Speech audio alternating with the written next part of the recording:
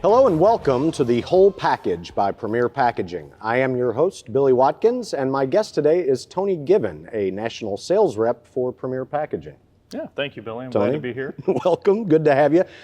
This is number 2 for you, right? Second podcast. Yeah. Second podcast. I think in the first one we talked about bin boxes. We're going to do the same in this one. Sounds good. Because there's nothing we like doing more than talking about bin boxes, right? It's what we know, Billy. It's what we know. We just got done. We just got finished wrapping up a trade show called ProMat, right? Yes, sir. In Chicago. That's right. Had a lot of great interactions there, a lot of great feedback from the folks who came and visited us. So thank you all for doing that. But for those of you that were not able to join us, we thought we'd go over some of the benefits and things that we can offer in the bin box format. Absolutely. What do you say? So this is actually, we're standing in a recreation of our booth at ProMat. Looks quite nice. They did a great job. The design guys did. It's filled with bins. We don't normally have a set like this, so I'm liking it. So main points to hit on with bin boxes. It is, and we've done them for all different types of customers, from the biggest to the smallest. Right. One of the main points is you're maximizing your warehouse space. Right. That's right. Yeah. I mean, our goal is to obviously understand what the customer need is, what they're asking for, and then we have usually a pretty good conversation with them and ask them various questions about what they're trying to accomplish, what kind of storage type they're trying to get to, so on and so forth, and then we take the answers to the questions they give us back to our team, and they come up with very cool custom designs that make sense for the weights and dims that are going to be used in those bins. The beauty of it is the customization, right? Yes.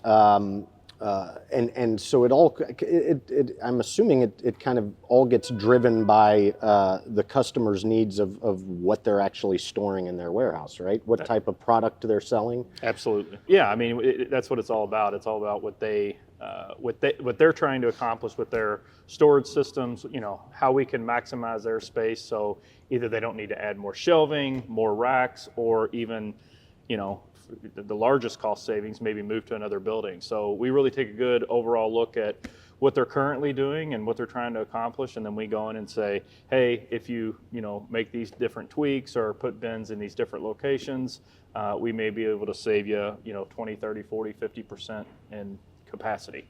So. And we've had a lot of experience with that. What kind of feedback do we get from customers from after that initial design phase and implementation? What kind of feedback do we get from them? Yeah, I mean, it's always after we've done a project, it's always been positive, right? Because like I said, we listen to what their needs are, and then we give them a solution that matters, that they can store their product to, so on and so forth. But it's always been positive feedback, whether it's them doing the assembly and installation themselves or us sending a team to site and doing the assembly and installation for them. It's always been positive. It's always been well received. And typically after the fact, we'll get a note sent to us, or one of the project managers will, that says, thank you, hey, this really made a huge difference. Not only does it look better, but our associates love it, and the stowing and picking process really has gone a lot smoother since your system's been implemented. From my point of view, we started out, it seemed like with just about everything we did, they were all drawer bins, right? I think we've kind of developed and evolved from that, right? Yeah, I mean, we started off with your basic drawer bins, which we call single location bins or shelf and rack bins. We now have really 3 categories of bins that we kind of group everything into, which is your shelf and rack bins, your stackable bins, which you can kind of see over here behind me. You can make those with a lip or without.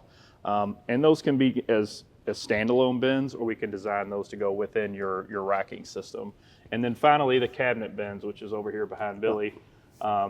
Those are a little bit more robust and complex. Can really design those so they're modular, which means we can change the drawer sizes to fit within, the outer cabinet.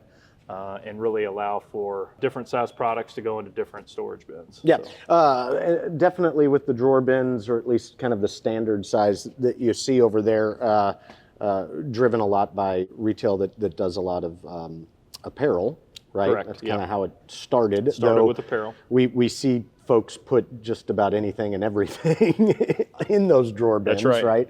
But part of the part of that process is we have put these things through quite a lot of testing, quite a lot of just in terms of weight, how much a drawer can hold and be pulled in and out thousands of times, right? Yeah, absolutely. I mean, to your point, we do have a testing system that one of our designers came up with, and you literally can test the max amount of weight you can put in a drawer, right, and test it for however many cycles that you wanted to test it for. Typically, we do anywhere from 1,000 to 1,500 cycles to really understand how it's going to react to the amount of weight that's going into it. And that's another thing, like a simple drawer like this, if you make it out of 32 ECT and you're going to put 20 pounds in it, it's probably going to only last you, 6 months plus, and you're going to be replacing it a lot. So when we ask those upfront questions and we say, hey, what's the max amount of weight you're going to put in there? What kind of product type? That's when we come up with the different size of drawer, and then the max amount of weight that will go into it. And if they want us to, we'll put it through that test to where it actually does the push and pull, and tells us the amount of cycles that it can go through before you start seeing damage. Because of that, we can then suggest obviously what board grade needs to be used, if there needs to be additional rivets in there to secure the lip or whatever it may be, which is the rollover in the front.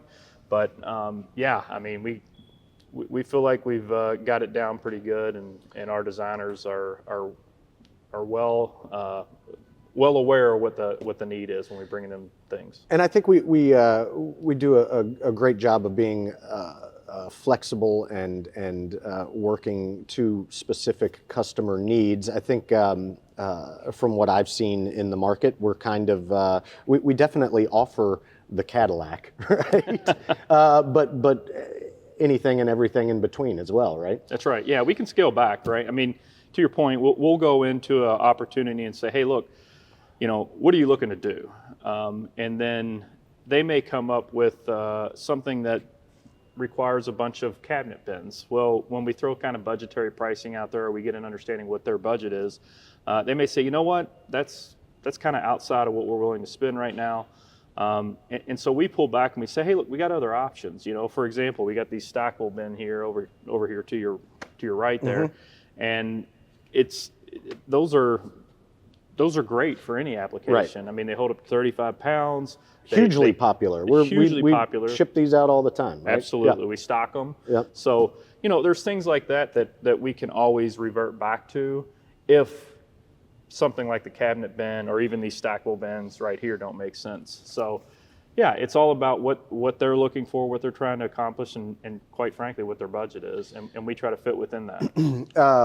Like with these stackable bins, when you're talking about maximizing space, so you've got an existing warehouse, you've got the racks that are filled with bins or product or whatever. Where do you get more space? We see a lot of customers just putting these at the end of their aisles, right? Right. And that's right. You've maximized where you wouldn't even thought you'd have it, right? Exactly. End of aisles, if they have a little bit of square footage, someplace that's not utilized too much, they can create their own pick farm and put these on a pallets without the need to buy more racking or shelving. So yeah, they have a lot of uses.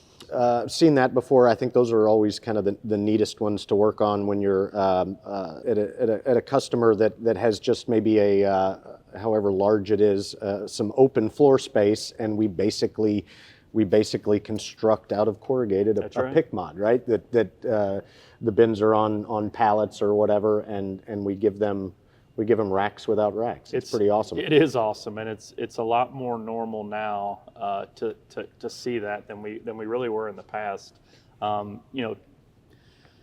several years ago, I felt like when anyone would come to us and ask us about coming up with a solution, they already had racking or shelving in place. Now they're coming to us and saying, hey, what can we do with this open floor plan? These are the products we're going to sell, or this is what we're looking to accomplish. And then to your point, a lot of times we go in with those stackable bins and the whole building is full of them. So let's take a closer look at some of these drawer bins. Yeah, absolutely. If you would. You will walk this way, Tony. So we've got several different kinds here. I'll put this drawer back in. This would be some sort of 9-drawer cabinet, right? Perfect for small parts. Perfect for small parts, yes. Yeah, it's a great cabinet, and here's the thing we call them modular, and the reason we call them modular is because it's the same outer component, support, and shelf component on all of the bin types that you see. Right here. Right. So if you got smaller parts, you can use the smaller drawers, which we can make a 9-drawer out of it.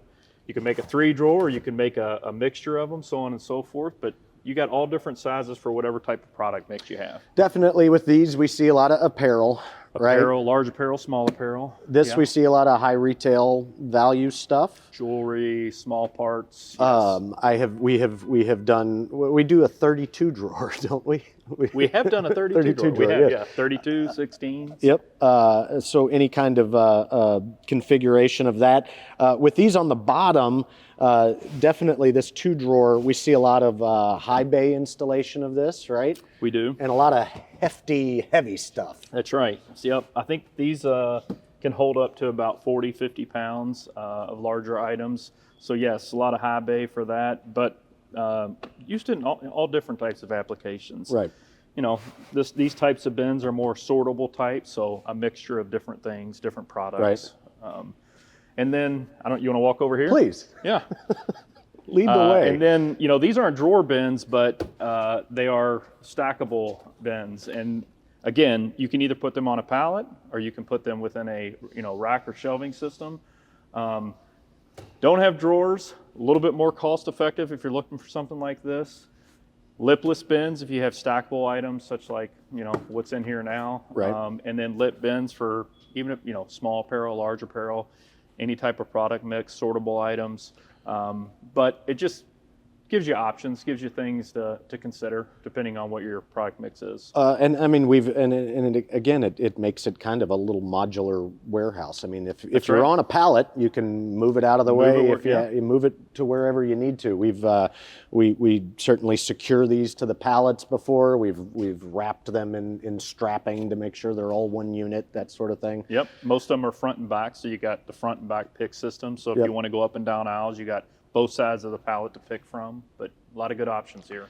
Very nice. And even with the lipless bins, you have a piece here that gives us a location for labeling, right. Which is important. So yeah, very cool. We're seeing a lot of action on stackables, right? We are, and this is probably like we said before, a generation 3 or 4. We've really developed these things so they're a lot stronger and durable than they used to be. So yeah, we see a lot of activity with these. We've seen these things. We've been doing these for a while now, a decade, I guess, or more. We've seen their longevity too, right? While customers may call for replacement parts or whatever, which we're happy to do, the bins themselves, we've seen them last 4 or 5 years, right? More in some cases, yeah. So, we tell people typically that we're going to design something that's going to last 5+ years. But yeah, to your point, we've been doing this over 10 years, and we have still some buildings that have bins in place that we did when I first started, on this team. So, yeah, when we say we build these things to last, we definitely do, and it's actually impressive because it's even surprised me in some cases. So. And there's a bit of it's not like having a bunch of steel or plastic dividers or whatever in your warehouse. There's a somewhat of a sustainable nature to these things. They are, if you're going to get rid of them, they are recyclable. That's right. Yeah, and we've done that as well, as you know, because you've ran some of the projects where we've done demo, or we've gone in and they wanted to switch out maybe the type of product that they're going to be housing in the fulfillment center or distribution center, and we've gone in and torn out old bins that we put in several years in the past, and we were able to recycle them. I think our next step is to probably make these tables so we can recycle tables. These are nice. These are nice. I'm trying not to screw them up, but I like this. High top. That's right. Corrugated high tops. It's like happy hour. Yeah, good for a bar.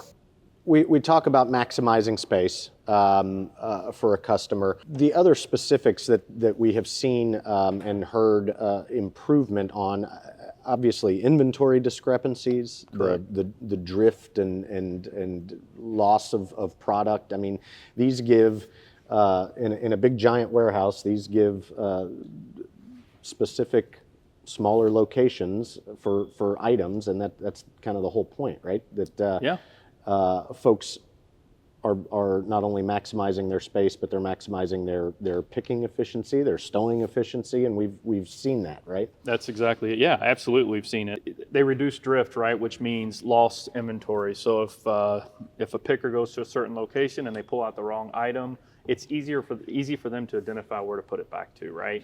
Or if something gets found in another location, they can easily go back and say, okay, this should actually be 2 bins over or 2 levels over.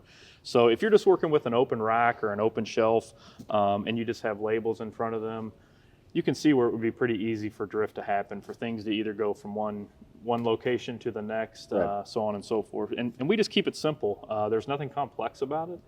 We just make sure that everything is easily identifiable. If they want drawers, we put drawers in there. If they don't, we'll put what we call lipless bins for like shoe boxes and stuff like that. But it's all about allowing them to maximize that space, easily identify where the location is, and allow the stowers and pickers to be as efficient as possible. Right, and we take that feedback obviously, because there's been evolution of these bins as we talked about. I mean, it used to be all lipped bins, right? And then when the lips get ripped out by pickers and stowers, then we evolved. Yeah.